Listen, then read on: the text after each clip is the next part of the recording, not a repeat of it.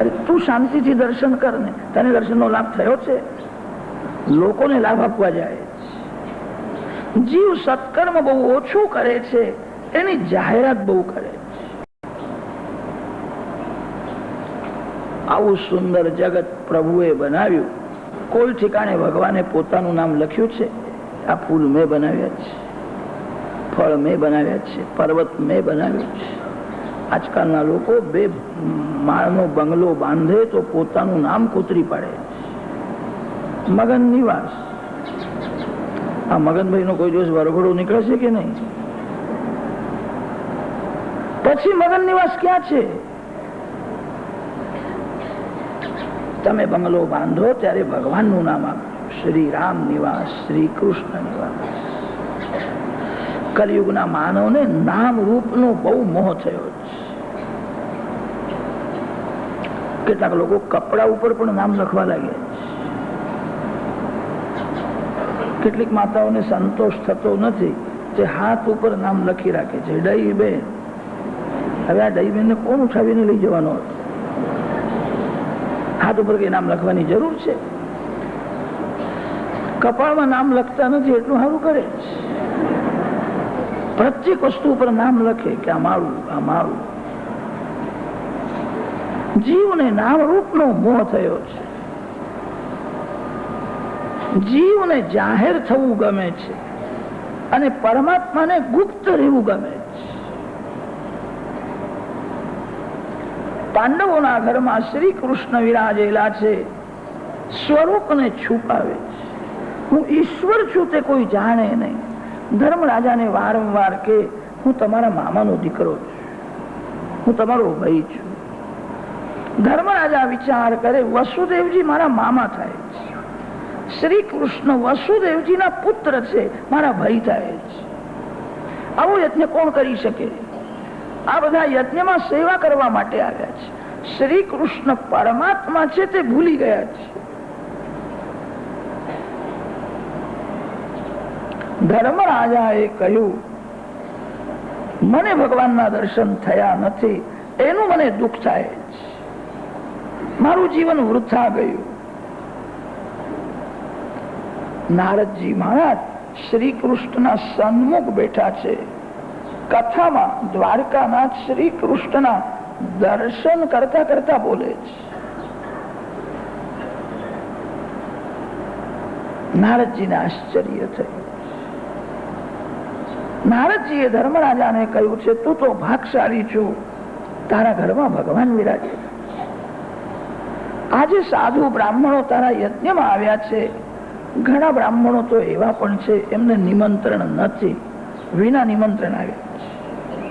આ બ્રાહ્મણોને મિષ્ટાન્ન ખાવાની ઈચ્છા નથી. આ બ્રાહ્મણોને દક્ષિણાનો લોભ નથી. તારા યજ્ઞમાં આવ્યા છે. આ સાધુ બ્રાહ્મણોએ વિચાર કર્યો, જંગલમાં ઝાડના તળે બેસીને આંખ બંધ રાખીને ધ્યાન કરીએ, ભગવાનનું સ્વરૂપ હૃદયમાં આવતું નથી, દેખાતું નથી. અને તે ભગવાન ધર્મરાજાના ઘરમાં વિરાજેલા છે, જે અમને અનાયાસે દર્શન થશે. નાક પકડવાની જરૂર નથી, પ્રાણાયામ કરવાની જરૂર નથી. પ્રાણાયામ કરે, સમાધિનો અભ્યાસ કરે તો પણ ભગવાન દેખાતા નથી. પરમાત્માના દર્શન ધર્મરાજાના ઘેર સરળતાથી અમને થશે. અને તે લોભથી આ સાધુઓ બ્રાહ્મણો તારા યજ્ઞમાં આવ્યા છે. તમે ભાગશાળી છો. યુયમ નૃલોકે બત ભૂરી ભાગા લોકમ પુનાનાઃ મુનયો ભિયંતિ યેષામ ગ્રહારા વસતીતિ સાક્ષાત ગૂઢમ પરમ બ્રહ્મ મનુષ્યલિંગમ. તમે બળભાગી છો, તમારા ઘરમાં ભગવાન વિરાજેલા છે.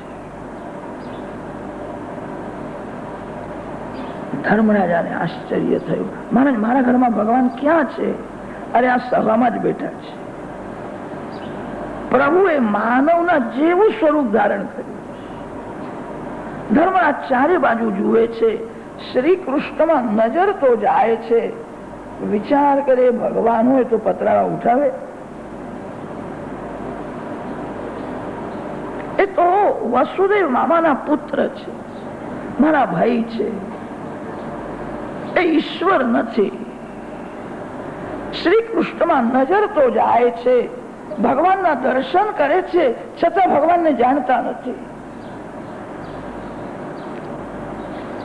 નારદજી મહારાજ દ્વારકાનાથ શ્રી કૃષ્ણના સન્મુખ બેઠા છે, ભગવાનના દર્શન અને સ્મરણ કરતા કરતા બોલે છે. ભગવાન સમજી ગયા, હવે નારદ મારી જાહેરાત કરશે એવું લાગે. પ્રભુએ નારદજીને સંકેત કર્યો, મારે જાહેર થવું નથી, હવે તું વધારે બોલીશ નહીં, હવે તારી કથા તું પૂરી કર, જલ્દી અચ્યુતમ કેશવમ કરો, વધારે બોલવાનું નહીં, મારે જાહેર થવું નથી. પ્રભુએ સંકેત કર્યો છે, ભગવાનને જાહેર થવું ગમતું નથી. નારદજીએ હાથ જોડીને કહ્યું છે, તમને જાહેર થવાની ઈચ્છા નથી, પણ આજે તમારી જાહેરાત કર્યા વિના મને પણ છૂટકો નથી. હું તો વિવેકથી કથા કરું છું. સભામાં કોઈ મહાન પુરુષ બેઠા હોય, એમના સન્મુખ તમે આંગળી બતાવો તો એમનું અપમાન થાય. નારદજી બહુ વિવેકથી મર્યાદાથી બોલે છે, આ સભામાં બેઠા છે. ધર્મરાજાએ કહ્યું છે, સભામાં ક્યાં બેઠા છે, મને દેખાતા નથી.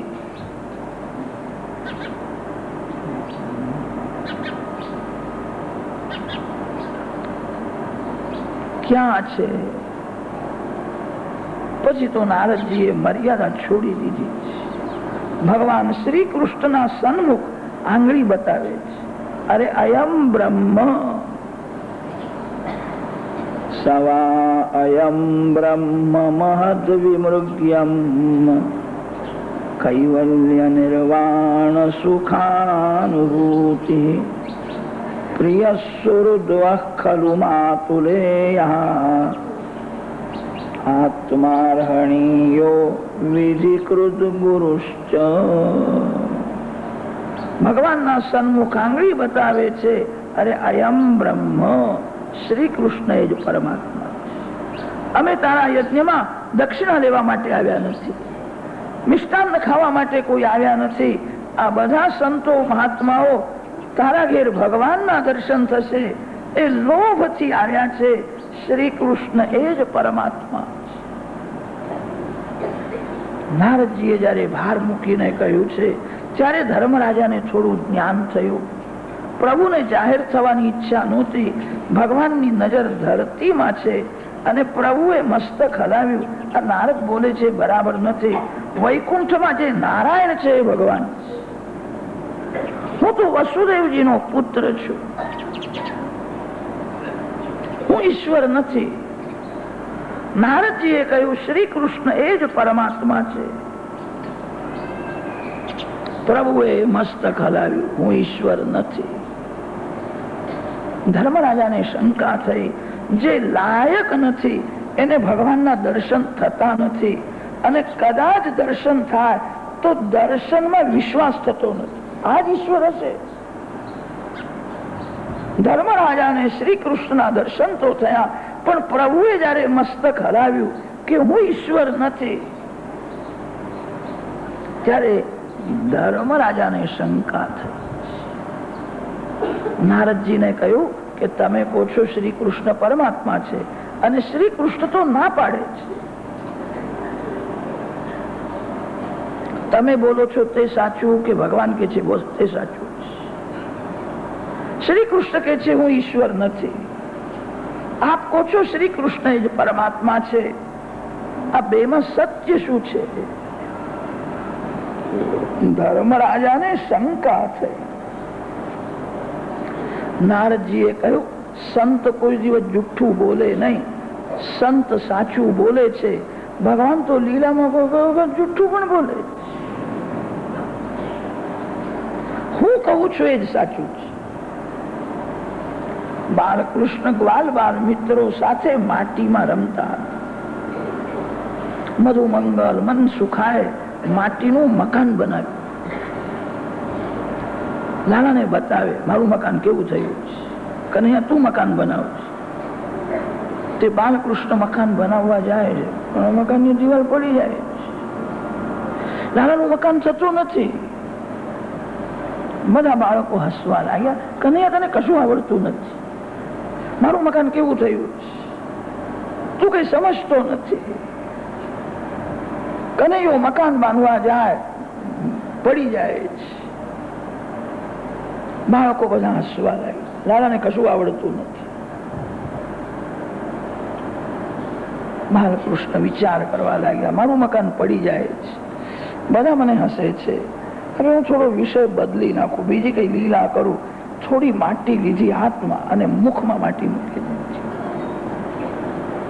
લાલાએ માટી ખાધી, લાલાએ માટી ખાધી. બાળકો દોડતા દોડતા યશોદાજી પાસે ગયા. યશોદાજીને કહ્યું કે લાલાએ માટી ખાધી. યશોદામાં દોડતા દોડતા યશોદાજીએ વિચાર કર્યો, માખણ ખાય ને તો મારો કનૈયો તગડો થાય, અને માટી ખાય ને એના પેટમાં કોઈ રોગ થઈ જાય તો. કનૈયો મારો દીકરો છે, હું એની માં છું, બાળકને હાચવવો છે. એને માટી ખાધી છે. માને ઠીક લાગ્યું નહીં. માં દોડતા દોડતા આવ્યા છે. બાલકૃષ્ણને પૂછે છે, તે કેમ માટી ખાધી? શ્રી કૃષ્ણ ગોકુળમાં બાળક થઈને રમ્યા છે.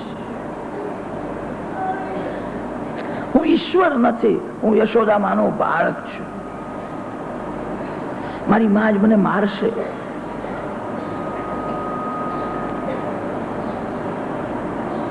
લાલાએ એવું નાટક કર્યું છે, એવી લીલા કરી છે.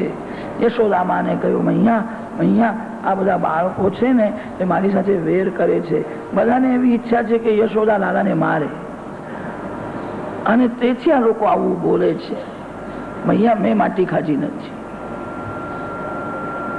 બાળકોએ કહ્યું, માં આ કનૈયો જુઠ્ઠું બોલે, એને માટી ખાધી છે.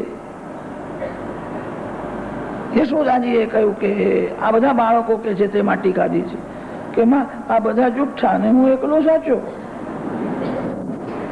શ્રી કૃષ્ણ સત્ય છે કે બીજા બધા જુઠ્ઠા ને તું એકલો સાચો. માને વિશ્વાસ થતો નથી. માએ કહ્યું, તે માટી ખાધી નથી ને? કે નથી ખાધી. મોઢું ઉગાડ, મારે જોવું છે. હવે તો બાલકૃષ્ણ ગભરાયા છે, મારી માં મને મારશે. ગોકુળમાં બાળક થઈને રમ્યા છે. મારી માં પ્યાર કરે, કોઈ વખત મને ધમકાવે, કોઈ વખત મને સજા કરે. પ્રેમ રસ લેવા માટે અને પ્રેમ રસ આપવા માટે શ્રી કૃષ્ણ ગોકુળમાં આવ્યા છે. ગોકુળના શ્રી કૃષ્ણ ઈશ્વર નથી. એવી લીલા કરે છે, હું તમારો દીકરો છું, હું બાળક છું. માં, મેં માટી ખાધી નથી. કે તે માટી ખાધી નથી તો મોઢું ઉગાડ. હવે તો બાલકૃષ્ણ ગભરાયા.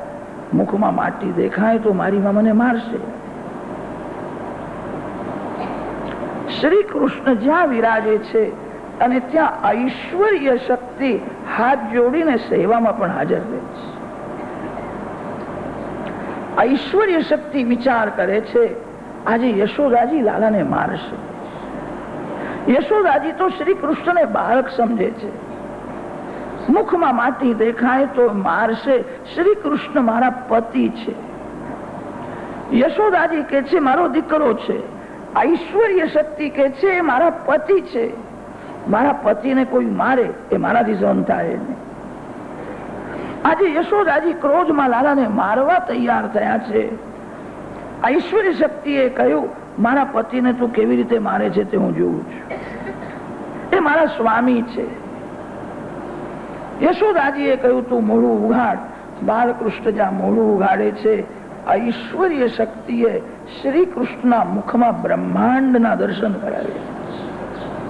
મોટા મોટા દેવો, ઋષિઓ શ્રી કૃષ્ણના મુખમાં દેખાય છે. એ મારા સ્વામી છે. યશોદામાં ગભરાયા, શું દેખાય? નાના હતા ત્યારથી એમને સ્વરૂપને છુપાવવાની આદત પડી. સ્વરૂપ છુપાવી રાખે છે. એમને જાહેર થવું ગમતું નથી. યશોદાજીના આંગણામાં મોટા મોટા સાધુઓ સંન્યાસી મહાત્માઓ આવે. યશોદા મૈયા એમને ફળ આપવા જાય, મીઠાઈ આપવા જાય, તે સંતો કે માં હું મીઠાઈ ખાવા માટે સાધુ થયો નથી. માં 40 વર્ષ થયા હું સાધુ થયો છું. હું સવારે ઉઠીને ધ્યાન કરું છું, જપ કરું છું, સાદું ભોજન કરું છું. માં મારા પાપ બહુ છે અને તેથી મને હજુ એક વાર પણ ભગવાનના દર્શન થયા નથી. માં મેં એવું સાંભળ્યું છે તારા ગોદમાં ભગવાન રમે છે. માં મીઠાઈ ખાવા માટે હું સાધુ થયો નથી, હું પરમાત્માના દર્શન કરવા માટે સાધુ થયો. મને ભગવાનના દર્શન કરે. તારા ગોદમાં ભગવાન રમે છે, મેં એવું સાંભળ્યું છે. યશોદા મૈયા ઘરમાં જાય, બાલકૃષ્ણને સમજાવે છે, બેટા મહારાજ આવ્યા છે, મોટા મહાત્મા છે, તું બહાર ચાલ, તું એમને વંદન કરીશ ને તો તને આશીર્વાદ આપીશ. લાલાએ કોઈ મને આશીર્વાદ જોઈતા નથી, તને આશીર્વાદ જોઈતા નથી, તું બહાર જઈને એને વંદન કર, મને આશીર્વાદ જોઈતા જ નથી. આ બાળક કેવું બોલે છે કે કનૈયા તને આશીર્વાદ જોઈતા નથી, તને શું જોઈએ છે? કે મને માખણ ને મિશ્રી તો આપી દે, આશીર્વાદ તું લે. હું આશીર્વાદ લઈને શું કરું? માખણ મિશ્રી મને આપી. લાલાને માખણ બહુ ભાવે. કેવું બોલે છે માં! એ સાધુને હું સારી રીતે જાણું છું, હું બહાર નહીં આવું. માં એની દાઢી બહુ મોટી છે, મને ડર લાગે છે, કનૈયો ગભરાયો છે, હું બહાર નહીં આવું. લાલાને બીક લાગે છે, બાળક છે માં, એની મને બહુ બીક લાગે છે, હું બહાર નહીં જાઉં. માં હું બહાર જાઉં અને કદાચ એ સાધુ મને પકડીને લઈ જાય તો? મને પકડીને લઈ જશે, મારે બહાર જવું. કેવું બોલે છે! મારા દાદાને બીક લાગે છે, બાળક છે, તેથી બહાર જતો નથી. સાધુઓ 4 કલાક 6 કલાક માના આંગણામાં ભૂખ્યા બેસી રહે છે, પાણી પીતા નથી. યશોદા માને મનાવે છે, બાલકૃષ્ણના દર્શન કરાવો. માનું હૃદય પીગળે છે. આંગણે સાધુ ભૂખ્યો બેસી રહે એ સારું નથી. આ કનૈયો રોજ બહાર રમવા જાય છે, આજે આંગણામાં સાધુ બેઠો છે, તે બહાર જતો જ નથી. એ કે છે મને ડર લાગે છે, બીક લાગે છે, મારે બહાર જવું નથી. યશોદા મૈયા બાલકૃષ્ણને સમજાવે, હું તારી સાથે આવું છું, હું તને લઈ જઉં છું. માં મારે બહાર જવું નથી. માને દુઃખ થાય છે, આંગણે સાધુ ભૂખ્યો બેસી રહ્યો છે, હું લાલાને ઉઠાવીને બહાર લઈ જાઉં, સાધુ મહારાજ આશીર્વાદ આપશે તો મારો દીકરો સુખી થશે. લાલાની ઈચ્છા નથી તો પણ માં જબરદસ્તીથી ઉઠાવે. સાધુ મહારાજને હું દર્શન કરું. બાલકૃષ્ણને લઈને બહાર તો જાય છે, પણ લાલાને દર્શન આપવાની ઈચ્છા ન હોય તો બહાર ગયા પછી કનૈયો માના સાડીમાં મોઢું છુપાવી રાખે અને સાધુને પીઠ બતાવે, પીઠ ને કરો દર્શન. હટ કરવાથી દર્શન થાય, લાયક થવાથી દર્શન થાય. દર્શન માટે હટ ન કરો. જીવ લાયક નથી અને તેથી ભગવાન એને દર્શન આપતા નથી. આ જીવ લાયક બને તો ભગવાન દર્શન આપે છે. દર્શન માટે હટ ન કરો, સાધન કરો, ભગવાન કૃપા કરશે. એવો કોણ પિતા છે કે જેને પુત્રને જોવાની ઈચ્છા ન હોય? પુત્ર બહુ નાલાયક હોય તો બાપને એનું મોઢું જોવાની ઈચ્છા થતી નથી.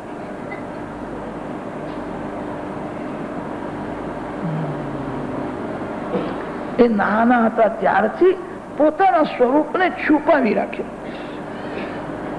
એમને એવી આદત પડી છે.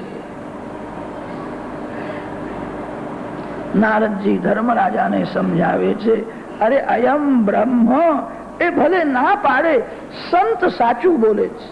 હું સત્ય કહું છું, શ્રી કૃષ્ણ જ પરમાત્મા છે. સવા અયમ બ્રહ્મ મહદ વિમૃગ્યમ કૈવલ્ય નિર્વાણ સુખાનુભૂતિ પ્રિય સ્વરુદ્વા ખલુ માતુલેય આત્માર્હણીયો વિધિકૃત ગુરુશ્ચ. નારદજીએ ભાર મૂકીને કહ્યું છે, આ જ ઈશ્વર છે. અમે શ્રી કૃષ્ણ દર્શન કરવા માટે અહીંયા આવ્યા છીએ. ધર્મરાજાને નારદજીએ જયારે સાવધાન કર્યા છે, તમારા ઘરમાં પણ ભગવાન છે, ભગવાન તમને જુએ છે, તમે ભગવાનને જોઈ શકતા નથી. ધર્મરાજાના ઘેર જ ભગવાન છે, આપણા ઘરમાં નથી. અરે જીવ અને ઈશ્વર બે સાથે જ હોય. ભગવાન જીવ સાથે જ રહે છે, ઈશ્વર જીવને જુએ છે. આ જીવ ઈશ્વરને જોઈ શકતો નથી. નારદજી જેવા સદગુરુ જયારે આંખ આપે છે ત્યારે જ ભગવાન દેખાય. સદગુરુદેવની બહુ જરૂર છે. નારદજીએ ભાર મૂકીને કહ્યું છે, અયમ બ્રહ્મ સવા અયમ બ્રહ્મ મહદ વિમૃગ્યમ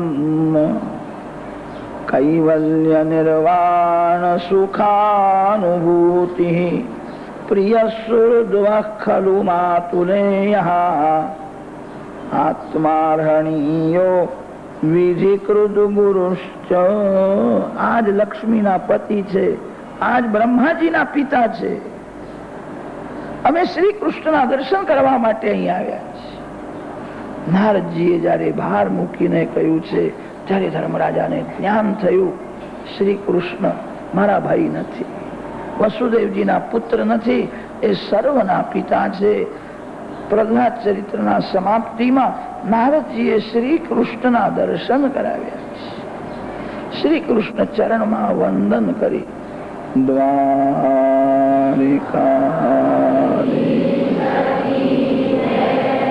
આ જ પરમાત્મા છે, અમે એમના દર્શન કરવા માટે આવ્યા છીએ.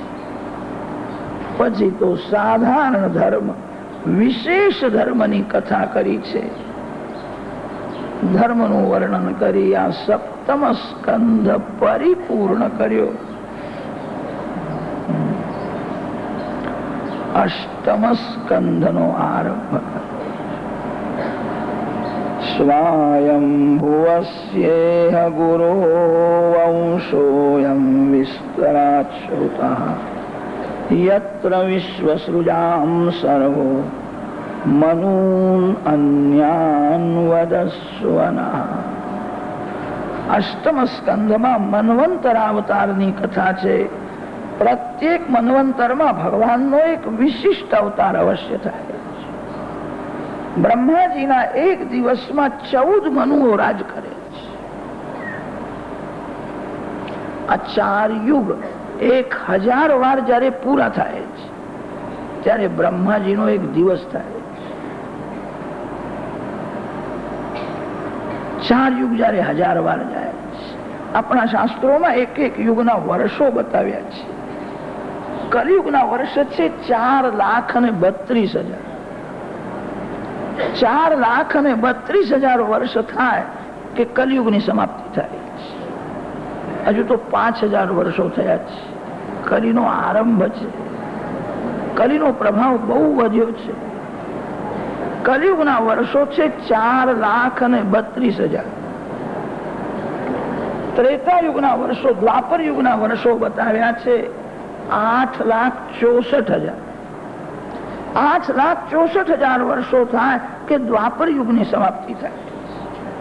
ત્રેતા યુગના વર્ષો બતાવ્યા છે 12,96,000 વર્ષ. 12,96,000 વર્ષ થાય ત્યારે ત્રેતા યુગની સમાપ્તિ થાય છે.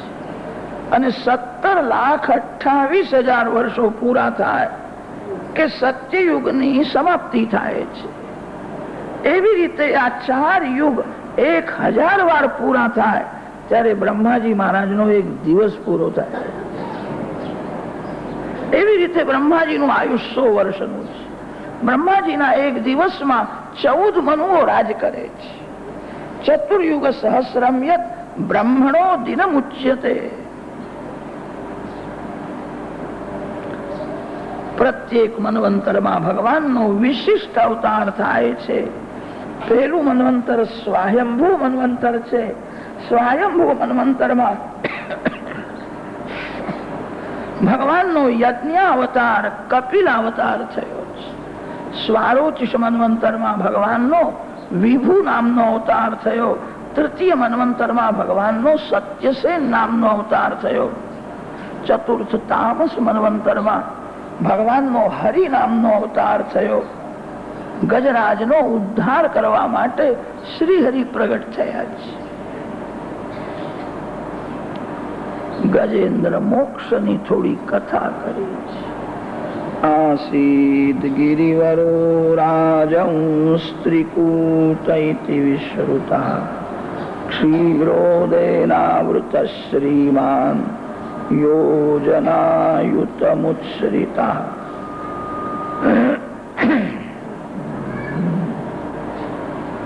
ત્રિકૂટાચલ પર્વતમાં અતિશય બળવાન એક હાથી રહેતો હતો. જંગલનો રાજા છે, બહુ બળવાન છે. એના મસ્તકમાંથી મધ ઝરે છે. તે મધની વાસ આવે ત્યારે વાઘ અને સિંહ પણ ગભરાય. બહુ બળવાન છે અને ખાથણીઓનો ધણી છે. એકવાર ગરમી બહુ પડી હતી, ત્યારે ગરમીમાં બાળકોને લઈને કુટુંબ સાથે સરોવરમાં રમે છે. હાથીને જલ ક્રીડા બહુ ગમે છે. કુટુંબ સાથે રમતો હતો અને ત્યારે સરોવરમાં રહેલો મગર આવ્યો. તે મગરે હાથીનો પગ પકડ્યો છે. મગરના પકડમાંથી છૂટવાનો હાથીએ બહુ પ્રયત્ન કર્યો, સફળતા મળી નહીં. મગરનું જોર જળમાં વધે છે. હાથી સ્થળચર છે, જળમાં હાથી દુર્બળ થાય છે, સ્થળમાં મગર દુર્બળ થાય છે. મગરનું જોર પાણીમાં વધે છે. હાથી મગરના પકડમાંથી છૂટવાનો પ્રયત્ન કરે છે. મગર છોડતો નથી. હાથણીઓ બચ્ચાઓ પણ એને બહાર કાઢવાનો પ્રયત્ન કરવા લાગ્યા. સફળતા મળી નહીં. ધીરે ધીરે હાથી સરોવરમાં ડૂબવા લાગ્યો. બધાને ખાતરી થઈ હવે આ ડૂબીને મરી જશે. બહુ દિવસ ગજગ્રાહનું યુદ્ધ થયું. બધા ધીરે ધીરે ત્યાંથી ગયા છે. કોઈ હાથી પાસે રહ્યા નહીં. બધા એનો ત્યાગ કરે છે. મોટો કુટુંબનો ધણી છે. બધા એને છોડીને ગયા છે. એકલો જીવ એકાંતમાં ભગવાનનું સ્મરણ કરે તો બુદ્ધિમાં જ્ઞાન પ્રગટ થાય. આજે હાથીને જ્ઞાન થયું. જેને હું માનતો હતો કે આ મારા છે, આ લોકોએ દગો કર્યો. કોઈ મારી સાથે રહેવા પણ તૈયાર. મારી ભૂલ થઈ. હું માનતો હતો આ કુટુંબના લોકો મારા છે, ભગવાન વિના મારું કોઈ નથી. હાથીના બુદ્ધિમાં જ્ઞાન પ્રગટ થયું છે. થોડો શાંતિથી વિચાર કરો તો ધ્યાનમાં આવશે. આ જગતમાં એવું એક પણ ઘર નથી જે ઘરમાં ગજેન્દ્ર મોક્ષની કથા થતી ન હોય. બધાના ઘરમાં કથા થાય. ગજરાજ જીવાત્મા છે. સંસાર સરોવરમાં કુટુંબ સાથે રમે છે. માનવ જે ઘરમાં સુખ ભોગવે છે એ જ ઘરમાં ગુપ્ત રૂપે એનો કાળ પણ બેઠો છે. સમય થાય ત્યારે કાળ આવે છે અને પગ પકડે છે. પગની શક્તિ એકદમ ઓછી થઈ જાય તો સમજવું મરણ સમીપમાં છે. કાળ પગને પકડે છે. હજુ તો તમને બહુ વાર છે. હો, ગભરાશો નહીં, ગાફલ રહેશો નહીં. જીવ ગાફલ રહે છે અને તેથી મરણ બગડે. કાળનો એક એવો નિયમ છે, અતિ સાવધાન ને કાળ પકડવા જતો જ નથી. જીવ જયારે અતિ ગાફલ થાય ત્યારે કાળ ગળું દબાવે છે. સાવધાન હોય તો મરણ સુધરે છે. અનેક વાર એવું થાય છે, માંદો માણસ જે દિવસે મરવાનું હોય એ દિવસે એને સવારથી થોડું સારું લાગે, એ થોડો ગાફલ થાય છે, એને એવું લાગે છે કે આજે તો હું મરવાનો નથી. ત્યારે કાળ એને પકડવા આવે છે.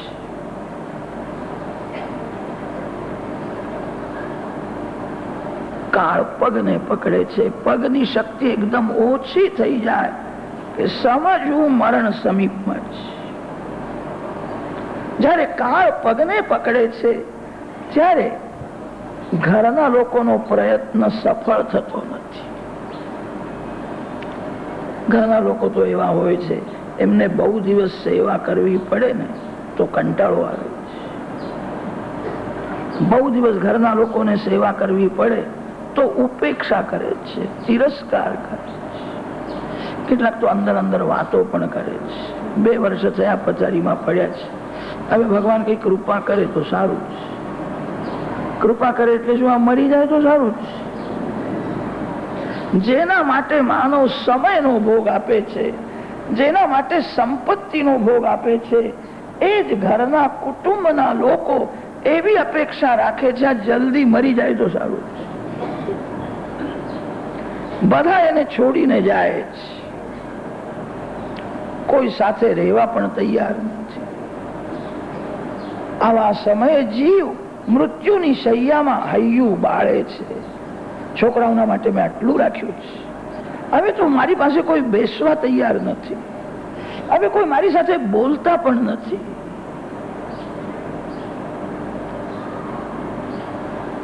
મૃત્યુની શૈયામાં જીવ હૈયું બાળે છે. ગજરાજ પશુ છે, પશુ ગજરાજ હૈયું બાળતો નથી. મનને શાંત રાખીને ભગવાનનું સ્મરણ કરે છે. પૂર્વ જન્મમાં એ જે મહામંત્રનો જપ કરતો હતો એ મંત્ર એને યાદ આવે છે. માદૃક પ્રપન્ન પશુપાશ વિમોક્ષણાય મુક્તાય ભૂરી કરુણાય નમોલયાય સ્વાંશેન સર્વતનુ ભૃન્ન મનસી પ્રતીત પ્રત્યગ દૃશે ભગવતે બૃહતે નમસ્તે આત્માત્મજાપ્ત ગૃહવિત્ત જનેષુ શક્તૈઃ દુષ્પ્રાપણાય ગુણસંગ વિવર્જિતાય મુક્તાત્મભીસ્વહૃદયે પરિભાવિતાય જ્ઞાનાત્મને ભગવતે નમ ઈશ્વરાય. પૂર્વ જન્મમાં જે મહામંત્રનો જપ કરતો હતો તે મંત્ર એને યાદ આવ્યો. પૂર્વ જન્મમાં કેટલો જપ કર્યો છે તે ભાગવતમાં લખ્યું નથી. સુખદેવજી મહારાજ એટલું બોલ્યા છે, પૂર્વ જન્મનો મંત્ર એને યાદ આવે. મરણનો અર્થ છે અત્યંત વિસ્મરણ, એને મરણ કહે છે. મર્યા પછી પૂર્વ જન્મ યાદ આવતો નથી. કોઈ મંત્ર સાથે એવો પ્રેમ કરો જેના સંસ્કાર અતિ દૃઢ હોય, એ યાદ આવે છે. કામ વાસનાના સંસ્કાર બુદ્ધિમાં દ્રઢ થયેલા હોય છે. જ્યાં યૌવનમાં પ્રવેશ કરે કે વાસનાના સંસ્કાર ધીરે ધીરે જાગે છે. એને કોઈને શીખવાડવાની જરૂર પડતી નથી. કામ વાસનાના સંસ્કાર જેવા બુદ્ધિમાં દ્રઢ છે. કોઈ મંત્ર સાથે એવો પ્રેમ કરો જેના સંસ્કાર અતિ દ્રઢ હોય, એ જ યાદ આવે છે. મંત્ર સાથે એવો પ્રેમ કરો, દુઃખમાં સુખમાં મંત્ર યાદ આવે. ભગવાનના નામ સાથે એવો પ્રેમ કરો, અતિ દુઃખમાં ભગવાનનું નામ યાદ આવે. સાધારણ દુઃખમાં જીવ ભગવાનને ભૂલી જાય છે. અંતકાળમાં તો અતિ દુઃખ છે. કોઈ મંત્ર સાથે એવો પ્રેમ કરો. પરમાત્મા પ્રત્યક્ષ દેખાતા નથી. ભગવાન સાથે પ્રેમ કરવો બહુ કઠણ છે. ભગવાનનું નામ દેખાય છે. પરમાત્માના નામ સાથે એવો પ્રેમ કરો. ગજરાજે પૂર્વ જન્મમાં જે મહામંત્રનો જપ કર્યો હતો તે મંત્ર બીજા જન્મમાં એને યાદ આવ્યો. જેના અતિ સંસ્કાર અતિ દ્રઢ હોય તે જ યાદ આવે. ભગવાન કાળના પણ કાળ છે. કાળ મગર જેને પકડે છે એના ત્રાસમાંથી ભગવાનનું સુદર્શન ચક્ર જ બચાવી શકે છે. સુદર્શન ચક્ર જ્ઞાન ચક્ર છે. સર્વમાં શ્રી કૃષ્ણ દર્શન એને સુદર્શન કહે છે. મંદિરમાં દર્શન કરો, પ્રત્યેક માનવમાં દર્શન કરો, પશુ પક્ષીઓમાં દર્શન કરો, ભગવાનના દર્શનમાં તન્મય બનો તો એક દિવસ તમને તમારા અંદર ભગવાન દેખાશે. આત્મ સ્વરૂપમાં ભગવાનના દર્શન એને જ સુદર્શન કહે છે. સુદર્શન ચક્ર જ્ઞાન ચક્ર છે. જ્ઞાન ચક્ર સુદર્શન એ જ મગરને મારી શકે છે. મગર કાળનું પ્રતીક છે. મારા ભગવાન કાળના પણ કાળ છે. કૃપા કરો, હું શરણે આવ્યો છું, મને એવી જગ્યામાં લઈ જાઓ કે જ્યાં કાળ મગર કોઈ દિવસ પકડવા આવે નહીં. જ્યાં કાળની ગતિ છે ત્યાં ભીતિ છે. મારે એવી જગ્યામાં રહેવું છે કે જ્યાં કોઈ દિવસ કાળ આવે જ નહીં. જ્યાં કામની ગતિ છે ત્યાં કાળની ગતિ છે. જ્યાં કામ નથી ત્યાં કાળ આવી શકે નહીં. કામ જીવને કાળ પાસે લઈ જાય છે. ધીરે ધીરે સંયમ વધારજો, ધીરે ધીરે ભક્તિ વધારો. કામનો જે વિનાશ કરશે એ કાળ ઉપર વિજય મેળવી શકે. મારે એવી જગ્યામાં જઈને રહેવું છે કે જ્યાં કાળ મગર કોઈ દિવસ આવે નહીં. ઈચ્છામિ કાલેન ન યસ્ય વિપ્લવા તસ્યાત્મલોકાવરણસ્ય મોક્ષમ. ભગવાનના ધામમાં કામને પ્રવેશ મળતો નથી. ભગવાનના ધામમાં કાળ આવી શકે નહીં. ભગવાનના ધામમાં કેવલ આનંદ છે. મને તમારા ધામમાં લઈ જાઓ જ્યાં કાળ મગર કોઈ દિવસ આવે જ નહીં. હે નાથ કૃપા. ગજરાજ પરમાત્માનું સ્મરણ કરે છે. ભગવાન દોડતા દોડતા આવ્યા છે. મારા માટે ભગવાન દોડતા આવ્યા છે. હું ભગવાનને શું અર્પણ કરું? ત્યાં એક કમળ હતું. તે કમળને ઉખેડીને ગજેન્દ્ર ભગવાનને કમળ અર્પણ કરે છે. અને કમળ અર્પણ કરે છે ત્યારે બોલે છે હરયે નમઃ, હરયે નમઃ, હરયે. શ્રી હરિને હું વંદન કરું. મારા માટે ભગવાન આવ્યા છે. ભગવાનને કમળ અર્પણ કર્યું છે. કમળ પૂજાથી શંકર ભગવાન પ્રસન્ન થાય. શિવજીને કમળ પ્રિય છે.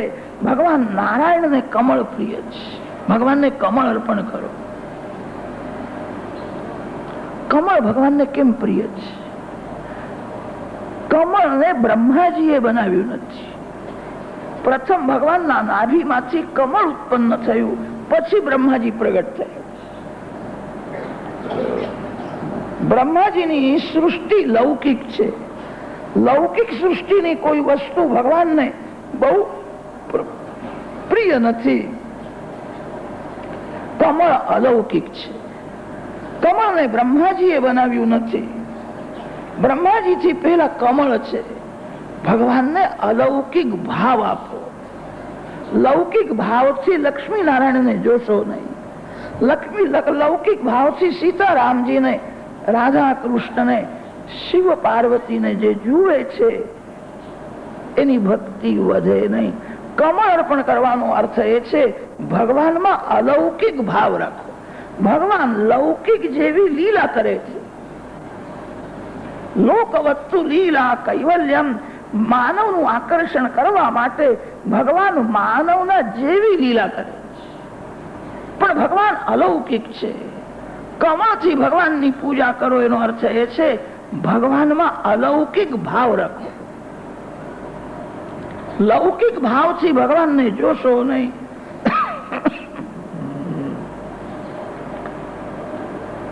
ગજરાજ ભગવાનને કમળ અર્પણ કરીને વંદન કરે છે.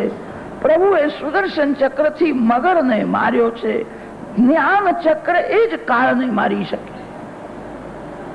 બીજો કોઈ ઉપાય નથી. કાળ જયારે પકડે છે કાળના ત્રાસમાંથી ભગવાનનું સુદર્શન ચક્ર છોડાવી શકે. સુદર્શન ચક્ર જ્ઞાન ચક્ર છે. આત્મ સ્વરૂપમાં નારાયણના દર્શન એને જ સુદર્શન કહે છે. સમ્યક દર્શન. ગજરાજનો ઉદ્ધાર કર્યો છે. ગજેન્દ્રને ભગવાન સ્વધામમાં લઈ ગયા છે. ગજેન્દ્ર મોક્ષનો જે રોજ પાઠ કર્યો છે એને અંતકાળમાં ભગવાન લેવા આવ્યો છે. ગજેન્દ્ર મોક્ષ મરણને સુધારે છે. એક ગામમાં એક ડોશીમાં મળ્યા હતા. દિવસમાં 3 વાર ગજેન્દ્ર મોક્ષનો પાઠ કરે, ત્રિકાળ પૂજા કરે, ભગવાનને વારંવાર મનાવે. અંતકાળમાં તમે મને લેવા આવો છો, મારે યમદૂત સાથે જવું નથી, હું તમારી સાથે. મરતા પહેલા 2 કલાક ડોશીએ કહ્યું હતું ભગવાન આવ્યા છે, 2 કલાક પછી હું જવાની છું, મારા પાછળ કોઈ રડશો નહીં. મારા જેવી તમે ભક્તિ કરશો તો તમને પણ અંતકાળમાં ભગવાન લેવા આવશે. મેં જે ભક્તિ કરીશ, ગજેન્દ્ર મોક્ષનો જે પાઠ કર્યો તે મારો સફળ થયો. મારા જેવી ભક્તિ કરો. ડોશીએ જેવું કહ્યું હતું તેવું જ થયું. ગજેન્દ્ર મોક્ષ મરણને સુધારે છે. પ્રેમથી ભગવાનની પૂજા કરો, ભગવાનને ભોગ ધરો. ભગવાન આરોગ્ય છે એવા દર્શન કરો. ભગવાન આનંદમાં છે, પ્રસન્ન છે એવી ભાવના કરો. આજે મને કાળ મારવા આવ્યો છે, કાળ મારું ગળું દબાવે છે, હું વ્યાકુળ થયો. ગજેન્દ્ર જેવા આર્ત થઈને ગજેન્દ્ર મોક્ષનો પાઠ, મરણ મંગલમય થશે. શરીર સારું હોય ત્યાં સુધી બુદ્ધિ બગડેલી રહે છે. શરીર બહુ સારું છે ત્યાં સુધી માનવ ભક્તિ કરતો નથી. શરીર જયારે બહુ બગડે છે ત્યારે બુદ્ધિ થોડી સુધરે છે. એવા સમયે બુદ્ધિ સુધરે છે કે માનવ કઈ કરી શકતો નથી. આજે શરીર સારું છે, બાજી તમારા હાથમાં છે.